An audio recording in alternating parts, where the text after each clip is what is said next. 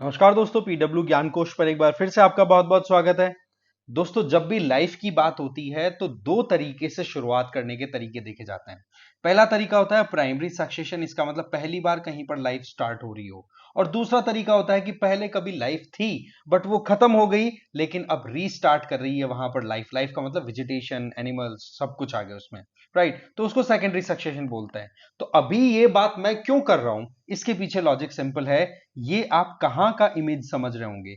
लग रहा होगा कि कहीं पर कोई टूरिस्ट साइट है, वहां पर घूमने फिरने के लिए जाने की आप सोच सकते हैं, बट एक्चुअल में ऐसा कुछ नहीं है। ये साइट है एंटार्क्टिका। ये हमारी प्लेनेट अर्थ का सदर्न मोस्ट कॉन्टिनेंट है, जो कि पूरे साल बर्फ से ढका रहता है। पर अभी हम क्यों बात कर रहे हैं इस बारे में, इसके पीछे सिंपल सा लॉजिक है कि यहां पर लगातार टेम्परेचर बढ़ने की वजह से बर्फ है वो पिघल रही है, और उसकी वजह से जो सरफेस एरिया है वो एक्सपोज हो रहा है, और साथ ही साथ वहां पर एक तरीके से लाइफ का एक सही सेपरेट एंगल स्टार्ट हो रहा है, जिसको हम बोल रहे हैं मॉसेस जो हैं, ग्रीनरी जो है वो दिखाई पड़ रही है। आप ये इमेज देखो, इससे आपको आइडिया लगेगा कि कैसे अंटार्कटिका में एक तरीके से वेजिटेशन स्टार्ट हो रहा है। पॉइंट क्या निकल के आ रहा है कि जिस स्पीड से हम ग्लोबल वार्मिंग कर रहे हैं, जिसके चलते क्लाइमेट चेंज हो रहा है, उसका नतीजा ये है कि जो 12 महीने जमी रहने वाली बर्फ है वो अब पिघल रही है। और पिघलने के चलते यहां पर क्या हो रहा है, प्लांट्स आ रहे हैं। बताया जा रहा है फ्लावरिंग प्लांट्स हैं वो, मोसेस, इनकी ग्रोथ वहां पर लगातार बढ़ती चली जा रही है। और ये बढ़ने की रेट आप देखो कि पिछले कुछ दशकों में 1986 में ये एरिया कितना था जो इतना ग्रीन दिखाई दे रहा है, that was around only 1 square kilometre, जो कि 2021 में बढ़ के कितना हो गया, 12.94 स्क्वायर, मतलब 13 स्क्वायर किलोमीटर एरिया पे ये ग्रीनरी बढ़ चुकी है। तो कुल मिलाकर के ज्यादा भी नहीं तो 10 गुना ज्यादा से भी स्पीड यहां पर ज्यादा देखी जा रही है, जिसके चलते यहां पर ग्रीनरी आ रही है। पर सवाल यह आता है कि ग्रीनरी तो अच्छी बात है ना, हम इसको क्यों इतना सीरियस नोट पे डिस्कस कर रहे हैं? तो देखो, इस यहां पर हमें समझना होगा कि एंटार्क्टिका जो है वो हमारे प्लेनेट अर्थ का सबसे ठंडा प्लेस है। अब अगर यहां पर बर्फ पिघलेगी तो आप ये मान के चलो कि जो एक कूलिंग इफेक्ट हमारे प्लेनेट को मिलता है, एक तो वो खत्म हो रहा है। दूसरा सबसे इंपॉर्टेंट पॉइंट ये होता है कि बर्फ जो है ये व्हाइट कलर की होती है। ऐसे में जो सनलाइट आती है, तो ऐसे में वो सनलाइट को रिफ्लेक्ट बैक कर देती है स्पेस में। इससे क्या होता है कि टेम्परेचर मोर और लेस रेगुलेटेड होता है। पर यहां पर सबसे बड़ी प्रॉब्लम क्या आ रही है कि अंटार्कटिका में पिछले साल अगर हम कंपैरिजन करें 2021 की पिछले कुछ सालों से, तो यहां पर क्या डेटा निकल के आया था कि 20 डिग्री सेंटीग्रेड से भी ज्यादा आपको जो एवरेज वहां का टेम्परेचर रहता है ना, उससे ज्यादा एक्सपीरियंस किया गया। मतलब ये कि जो नॉर्मल टेम्परेचर रहता है ना वहां पर, उससे 20 डिग्री ज्यादा टेम्परेचर एक्सपीरियंस हो रहा है। अब आप इस बात से समझ सकते हैं कि कितनी ज्यादा प्रॉब्लम वहां पर बढ़ रही है ग्लोबल वार्मिंग के चलते। और सबसे बड़ी बात क्या है कि अगर ये ग्लोबल वार्मिंग के चलते वेजिटेशंस वहां पर ग्रो करेंगी, तो नए नए नए प्लांट्स आएंगे। पहले सबसे पहले तो सीड्स, फिर प्लांट्स, प्लांट से फिर बाद में नई लाइफ आएगी, और उस लाइफ के चलते फिर यहां पर जो नेटिव स्पीसीज हैं उनको खतरा हो जाएगा, और नई स्पीसीज जो आएंगी उनको हम इन्वेजिव स्पीसीज बोलते हैं, वो इनको खा करके और नष्ट कर देगी। तो ये चीजें क्या है भाई, एक्चुअल में इकोलॉजी को बिल्कुल भी खतरा पहुंचाने वाला सीन यहां पे बन रहा है। सवाल ये आता है कि अभी जो हमने ये इमेज देखी थी ग्रीन वाली, ये कहां पर डेवलप हो रही है मेजरली? ये देखो, ये अंटार्कटिका का जो पेनिनसुलर रीजन है ना, इससे अगर ऊपर की तरफ जाओगे तो यहां पर आपका साउथ अमेरिका वाला एरिया आ गया। उसके पास में ये पेनिनसुला है, अंटार्कटिक पेनिनसुला, जो कि यहां पर माउंटेन रेंज है। इस पर ये मेल्टिंग देखी जा रही है, और यहीं पर ये ग्रीनरी बढ़ करके खतरा पैदा कर रही है। वहीं पर ये जो रॉस आइस शेल्फ का वाला पोर्शन यहां दिखाया हुआ है, यहां से हर साल बड़े बड़े आइस के बर्फ के टुकड़े टूट टूट करके और सी की तरफ चले जाते हैं, ये जो रॉस सी है उस तरफ, और फिर वहां जाकर के वो मेल्ट होते हैं, और इससे क्या होगा, सी लेवल राइज होना, जिसके चलते जो छोटे बड़े आइलैंड कंट्रीज हैं उनका तो डूबने का ही खतरा बना हुआ है।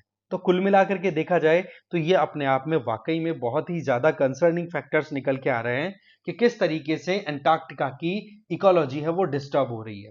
और ये केवल लोकल फिनोमेना नहीं है, इसका फिर आपके कॉन्सिक्वेंसेस पूरी दुनिया में अलग अलग रीजन्स में भी देखने को मिलेगा, जहां पर कोस्टल एरियाज है वो भी डूबने लग जाएंगे क्योंकि सी लेवल राइज होगा। वहीं साथ ही साथ आपका एल्बिडो इफेक्ट, जिसमें आपकी सोलर एनर्जी जो आ रही है उसको रिफ्लेक्ट करने की क्षमता है वो भी कम होगी, तो अगेन टेम्परेचर और ज्यादा बढ़ेगा। तो ये एक विशियस साइकिल चल जाएगा जो कि अल्टीमेटली ग्लोबल वार्मिंग को इस पीक तक ले जाएगा कि हमें ठंड के लिए तरसना पड़ सकता है। इसके अलावा अगर हम बात करें तो इसके साथ साथ में अगर हम नॉर्दर्न पोल की बात भी कर लेना, तो आप क्या नोटिस करोगे कि नॉर्दर्न पोल जिसको हम आर्कटिक रीजन बोलते हैं, वहां पर 2021 में एक यूनिक इवेंट नोटिस किया गया। वो क्या था? वहां पर जनरली होता है स्नोफॉल, पर 2021 में रेनफॉल देखा गया। अब इससे ज्यादा और क्या चीजें हमें अभी देखनी बाकी हैं। और साथ ही साथ क्लाइमेट चेंज के चलते हैं फ्लड्स के हालात आप खुद देख रहे हो, क्या हालात रहते हैं, है ना? बाढ़ आ रही है।